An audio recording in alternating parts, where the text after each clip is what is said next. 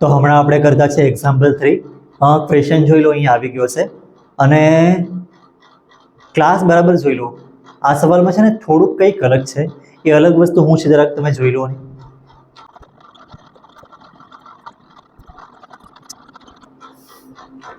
જોયું છે સવાલ? મેં એ ક્લાસને ફ્રીક્વન્સી લખી છે અને તમે સવાલ બરાબર વાંચી લો. એમાં લખ્યું છે find mean number of wickets. Suitable method એવું લખ્યું છે. કઈ મેથડથી કરવાનું? Suitable method. એટલે અમુક નામ એવા હોય ને કે પૂછે કે ભાઈ સર આ સ્યુટેબલ મેથડ એટલે હું આ તો તમે કરાવ્યું જ નહીં. તો ભાઈ એનો મતલબ થાય તમને જે ઠીક લાગે એ મેથડ કરો. તો એનાથી હવે મને કઈ ઠીક લાગે આમાં. મેં તમને કીધું ને આ સવાલમાં કંઈક અલગ છે. અલગ હું છે એ પેલા જરાક જોઈ લો ને તમે. ક્લાસ જોઈ લો. આમાં ક્લાસ કેવું છે? 20 to 60, 60 to 100. પછી આ 100 થી 150 શું છે? અલગ શું છે ખબર પડી? ક્લાસ લેન્થ અલગ અલગ છે બધી જગ્યાએ. આ બેમાં ડિફરન્સ કેટલાનો હતો? 40નો. આ બેમાં 40નો. આ બેમાં 40નો ડિફરન્સ નહીં મળે. ડિફરન્સ વધી ગયો, 50નો ડિફરન્સ આવ્યો. આ બેમાં 100નો ડિફરન્સ છે. તો ડિફરન્સ છે ને બધું અલગ અલગ આવ્યા કરે. તો ડિફરન્સ અલગ અલગ આવે મતલબ ક્લાસ લેન્થ કેટલી આવશે આમાં? h is equal to class length બધી અલગ અલગ આવે ને. તો મેં એક કામ કરા, આ ક્લાસ લેન્થનો યુઝ નહીં પડે ને એવું કંઈક કરા. અને આમાં સ્યુટેબલ મેથડ લખ્યું છે ને, મતલબ તમે કોઈ બી મેથડ કરી શકો. જરૂરી નહીં મળે કે તમારે કોઈ પ્રોપર એક જ મેથડ કરવાની, તમને જે ઠીક લાગે. અને મને ઠીક લાગતી છે હમણાં ડાયરેક્ટ મેથડ. ડાયરેક્ટ મેથડનું ફોર્મ્યુલા આવ્યું છે sigma FI XI upon sigma FI.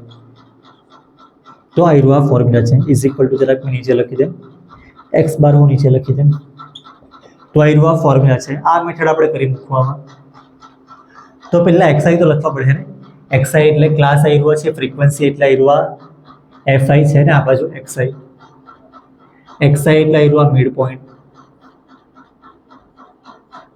જરાક ધ્યાનથી સાચવીને લખવા પડે આમાં, કેમ કે ક્લાસ લેન્થ બધી જગ્યાએ અલગ અલગ છે ને, તો આમાં જરાક જોવા પડે જરાક. 20 to 60, 20 થી 60ના વચમાં શું આવે? 40. નહીં ખબર પડે તો બધાનું એડિશન કરો, એનું હાફ. 20 ને 60નું એડિશન 80 આવે. 80નું હાફ આવ્યું છે. આ બેના વચમાં 60, ખાલી તમે 60, 10 આટલું જોવો ને તો બી ખબર પડી જાય. 6 થી 10ના વચમાં શું આવે? 8. તો આવ્યું 60 to 100ના વચમાં 80. 100 થી 150 કેટલું આવે? આ બધું આગળ બી કરેલું છે. 125 આવે. એક્સરસાઇઝના ક્વેશ્ચન 6માં કદાચ આવું છે. પણ જે બી આવ્યું તમે ઇઝીલી ખબર પડતી છે ને. ઇઝીલી નહીં ખબર પડતી હોય તો શું કરું? ગૂગલ પર સર્ચ કરો. ગૂગલ પર સર્ચ કરો મિડ પોઈન્ટ ઓફ 100-150 મેથડ આવી જાય. ગૂગલ પર સર્ચ કરો, એઆઈને પૂછો, ચેટ જીપીટીને પૂછો, મને બી પૂછી શકો ભાઈ, મેં બી અવેલેબલ જ છે. મેસેજ કરો ભાઈ. 150 to 250 કેટલો આવે વચમાં? 150 થી 250, 200 આવે ને વચમાં. 250 થી 350 એટલે આવ્યું 300 આવે. અને 350 થી 450 તો એમાં આવ્યું આવે 400. જો નંબર્સ થોડાક એવા છે ને, આયરા મલ્ટીપ્લાય ઇઝીલી થઈ જાય. આ બી ઇઝીલી થઈ જાય. હા 125 જરાક એક જ નંબર છે, આપણે કરી નાખવું 125નું આની સાથે મલ્ટીપ્લાય. એફઆઈ ને એક્સઆઈ છે ને, તો આપણે એફઆઈ એક્સઆઈ કરવું. હવે જો આમાં આપણે ડાયરેક્ટ મેથડ કરતા છે, પણ બીજી મેથડ કરીએ ને, બાય ચાન્સ આપણે એઝ્યુમિંગ મેથડ કરીએ તો આ નંબરમાં ડિફરન્સ સેમ નહીં મળે ને. ડિફરન્સ સેમ નહીં મળે તો આ ડીઆઈ તમે ફાઇન કરો ને, એમાં બી બધા ડિફરન્સ સેમ નહીં આવે. જરાક કેલ્ક્યુલેશન કરવા પડે. એના કરતાં મેં આયરવા જ કરી નાખું. એમાં મગજમારી કરવાની, એના કરતાં આયરવા ડાયરેક્ટ થઈ જાય. હા, નામ બી છે ડાયરેક્ટ મેથડ, ડાયરેક્ટ થઈ જાય. એફઆઈ એક્સઆઈ લખ્યું છે તો એફઆઈ ને એક્સઆઈનું મલ્ટીપ્લાય, 7 ને 40નું મલ્ટીપ્લાય. આ 40 છે. 7 4 ઝા 28, એના પર 0. 5 8 ઝા કેટલા આવે? 40, એના પર 0. 16 ને ભારે પડ્યું 125 into 16.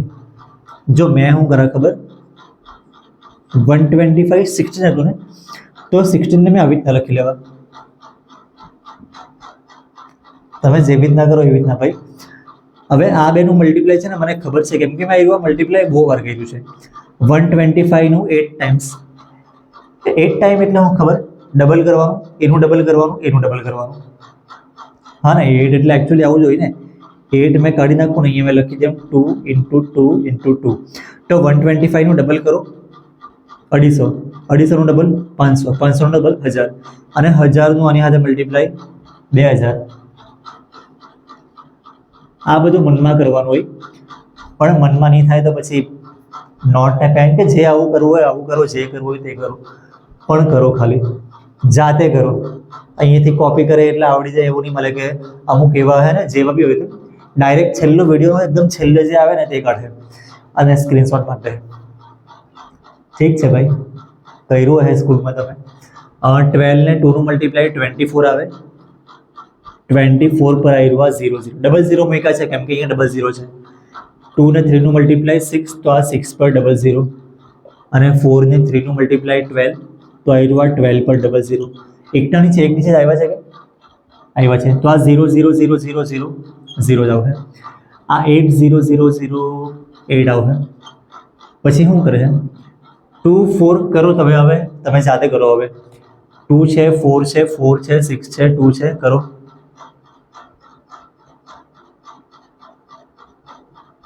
કેટલું આવે 18. મેં 18 બોલું એટલે તમારે માની લેવાનું, જો કરવાનું જાતે. કેવી રીતના કરવાનું, વિડીયો પોઝ કરીને બધું થોડી શીખવું મેં. કેટલું આવશે 1 2 2 1 6 એટલા આવી રહ્યું છે સિગ્મા FIXI 6880. તો આની વેલ્યુ ખબર પડી ગઈ છે. હવે આની સિગ્મા FIની વેલ્યુ FI અહીંયા લખ્યું છે ને, તો સિગ્મા FI આવ્યું. હવે સવાલમાં જરાક જોઈ લઉં ને ફ્રીક્વન્સી એટલે છે હું આમાં લખ્યું છે નંબર ઓફ બોલર. બોલર કેટલા છે લખ્યા છે કે સવાલમાં? ક્વેશ્ચનમાં તો ભાઈ દેખાતું નહીં મળે કે બોલર લખેલા એવું. ઠીક છે, કરી મૂકીએ, બહુ મોટા નંબર નહીં મળે. તો કેવી રીતના કરીએ? મેં ડાયરેક્ટ આ બેનું એડિશન કરી દે. તમે જેવી રીતના કરો એવી રીતના. મેં ડાયરેક્ટ આ બેનું એડિશન કરું. 16 + 12 28, 28 + 2 30, 33, 33 ના આવ્યું કેટલા થયા 40 અને આવ્યું 45. તમે લોકો યુનિટ ડિજિટનું કરે છે પછી એમાં ઉપર કેરી મૂકે એટલે આવ્યું. ગુજરાતી મીડિયમ વાળાને એવું કે ભાઈ કેરી એટલે હું, કેરી એટલે આવ્યું બધી પડે એમ કે નથી. નહીં તો ભાઈ તમને હો કેરીની યાદ આવી જાય. હવે શું કરીએ, સિગ્મા FIની વેલ્યુ 45 આવી ગઈ છે. ભાઈ તમારે નહીં આવે તો એડિશન કરો જાતે. મીનનું ફોર્મ્યુલા લખ્યું છે મેં. સિગ્મા FIXIની વેલ્યુ આવી ગયા છે 6880 અને સિગ્મા FIની વેલ્યુ આવી રહ્યા છે 45. શું કરીએ હવે? 45 થી ડિવાઈડ કરી નાખીએ, હા ને? બહુ બધા લોકો એવું કરે 45 નો ટેબલ આવડતું હોય તેમ કરીને લાગી જાય. ભાઈ આને એવા કોઈ નંબરથી ડિવાઈડ કરો કે જે આનાથી બી ડિવાઈડ થતું હોય. 5 થી ડિવાઈડ થઈ જાય ને, આયરો 5 9 અને આયરો બી લાસ્ટમાં 0 છે એટલે આ નંબર બી 5 થી ડિવાઈડ થાય જ. તો આને 5 થી ડિવાઈડ કરો તો અહીંયા 9 આવે. આને 5 થી ડિવાઈડ કરો તો શું કરું? ડિવાઈડ કરી મૂકું. 6880 છે ને, તો શું થાય 5 લખે તો 5 1 ઝા 5, 1 8, 5 3 ઝા 15, 3 આયરું 8, પછી 5 7 ઝા 35, 3 આયરું 0, 5 6 ઝા 30,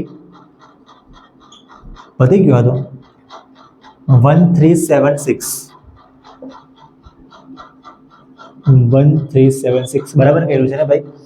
અહીંયા 0 0 તો આવી ગયું છે, બરાબર જ હે. 1376 બરાબર નહીં હોય ને તો બી આ બેનું ડિવાઈડ કરાય એટલે મને આન્સર ખબર પડી જાય. આન્સર ખબર પડી જાય મતલબ જો કંઈક રોંગ આવે ને તો ખબર પડી જાય. આનો મતલબ કે મેં અહીંયા કરાવ્યા કરો ને એના પહેલાં મેં 4 બહુ વાર અહીંયા કરેલો છે જાતે. તમે બી એક્ઝામમાં ભૂલ થાય ને, તમે આગળ કશે કરેલો હોય તો તમને ખબર પડી જાય. બીજું હું એટલે કરો ભાઈ. 1386 છે ને, સોરી 1376 છે. તો આયરો 1376 ડિવાઈડ બાય શું કરવાનું? આ નંબરનું આનાથી ડિવાઈડ 9 થી. તો 9 1 ઝા 9, 1 ક્યાં લખવાનો ખબર ને? આના ઉપર, કેમ કે આપણે બંને ડિજિટ લીધા છે તો સેકન્ડ ડિજિટના ઉપર લખવાનું. 9 1 ઝા 9, અહીંયા 4 7 9 5 ઝા 45, 2 ને 6 પછી 9 3 ઝા કે 9 2 ઝા 9 2 ઝા 18, માઇનસ કરે તો 8, અને અહીંયા પોઈન્ટ પછી 0 હતો, એ 0 નીચે આવ્યો છે, અને અહીંયા બી પોઈન્ટના ઉપર પોઈન્ટ. હવે શું આવે 9 9 ઝા કે 9 8 ઝા 9 8 ઝા 9 8 ઝા 72, માઇનસ કરે તો 8 આવશે, પાછો 0, પાછો 9 8 ઝા 72, માઇનસ કરે તો કેટલા આવશે 8 આવશે, પાછો 0, પાછો 9 8 ઝા 72 એટલે આવ્યો અભ્યાસ કરે 152.888 152.888 છે. તો આયરવા છે શું છે, શું આયરવા મીન નંબર ઓફ વિકેટ. તો અહીં જ મેં લખી દે આયરવા મીન નંબર ઓફ વિકેટ્સ.